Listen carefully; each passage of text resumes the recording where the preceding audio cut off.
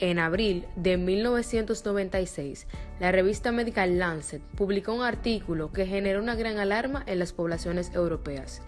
Este artículo describió un estudio de 10 personas afectadas con la enfermedad del CJD, mejor conocido como el Creutzfeldt-Jakob, una alteración rara y casi siempre letal que afecta el cerebro y ocasiona la descoordinación motora y la demencia. Una enfermedad que afecta a familias enteras puede rastrearse casi siempre hasta un gen mutante. Empero, las anormalidades adquiridas de una fuente contaminada pueden atribuirse de modo invariable a un agente infeccioso. En 1982, Stanley Prusiner, de la Universidad de California, publicó un artículo que sugiriera que en cambio con los virus, el agente etiológico de la CJD carecía de ácidos nucleicos y de hecho estaban compuestos tan solo de proteínas. Prusiner concedió a la proteína el nombre de prión. Esta hipótesis de la proteína única, como se le llamó, recibió al principio con gran escepticismo, pero los estudios subsecuentes de Prusiner y otros arrojaron a un gran número de consecuencias que apoyaron a la conclusión original. Primero se presupuso que la proteína prión era un agente externo, algún tipo de partícula semejante a los virus sin ácidos nucleicos. En oposición a esta suposición, la proteína prión mostró que era un gen que la codificaba dentro de los propios cromosomas de la célula. A continuación, en la figura 3A, se representa la estructura PRPC o proteína priónica, de tipo salvaje derivada de los datos RMN. Más adelante podemos observar en la figura 3C la estructura esperada de la PRP-SC, la molécula causante de la enfermedad infecciosa. Es resistente a las proteasas y están mal plegadas. El gen se expresa dentro del tejido cerebral normal y codificaba una proteína denominada PRCP, una proteína prión celular, que reside en la superficie de las células nerviosas. La función precisa de la proteína PRCP se desconoce. Una versión modificada de la proteína se acumula en las células nerviosas y se forman agregados que destruyen las neuronas. En sus estados purificados, la proteína PRPC y la PRSC muestran propiedades físicas muy diferentes. La PRCP permanece como una molécula monomérica que es soluble en condiciones salinas y las destruyen enzimas que dirigen las proteínas. De manera contrastante, las moléculas de la PRP-SC interaccionan una con otra para formar moléculas fibrilares insolubles que son resistentes a la digestión enzimática. Casi toda la evidencia sugiere que la enfermedad del Alzheimer se debe a una molécula llamada peptidoamiloide beta, que es parte de una larga proteína denominada proteína precursora amiloide, la cual atraviesa la membrana de la célula nerviosa. Las personas con Alzheimer sufren de pérdidas de la memoria, confusión y menor capacidad de razonamiento. Ambas enfermedades, tanto el Creutzfeldt-Jakob como el Alzheimer, comparten un buen número de características relevantes.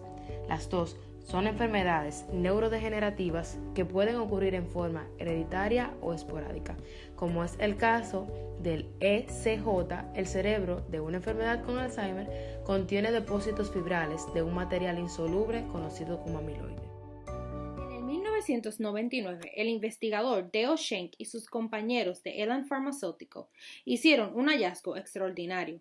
Descubrieron que la formación de placas amiloides en ratones que portan el gen mutante humano APP podría bloquearse mediante inyecciones repetidas a los animales con la misma sustancia que causaba el problema, los agregados del peptido AB42. Los investigadores habían inmunizado a los ratones contra la enfermedad.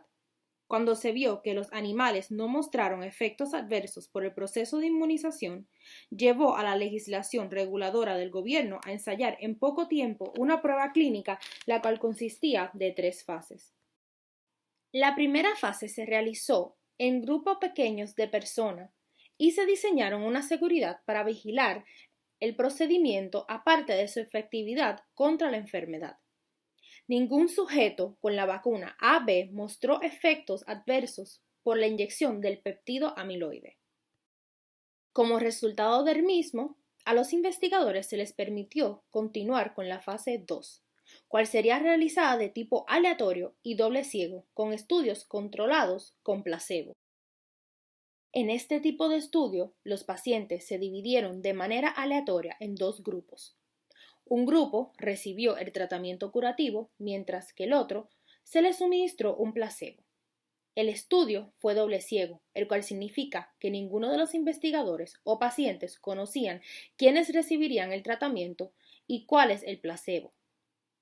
En la prueba de la fase 2 incluyeron a más de 350 individuos de Estados Unidos y Europa, que fueron diagnosticados con AD de gravedad media a moderada.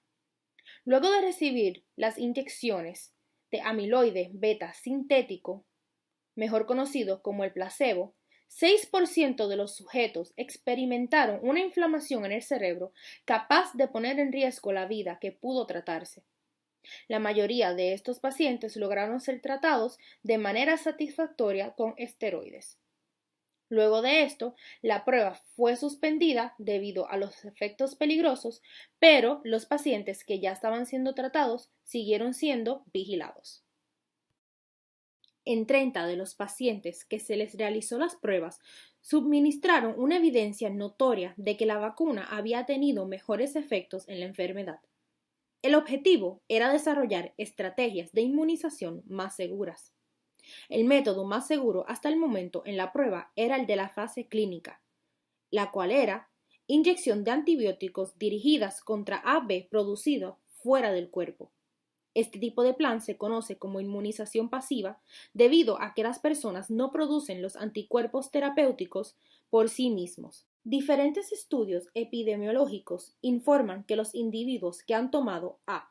ciertos fármacos antiinflamatorios como ibuprofeno o B. medicamentos que reducen el colesterol tienen menos probabilidad de sufrir de Alzheimer. Los estudios epidemiológicos también sugieren que el inicio de la AD se retrasa en personas que siguen participando en actividades físicas o que desafían la inteligencia. Por eso es que, dada la amplia variedad de tratamientos potenciales que se están ensayando hoy en día, ya es cuestión de tiempo de que la enfermedad del Alzheimer sea tratable.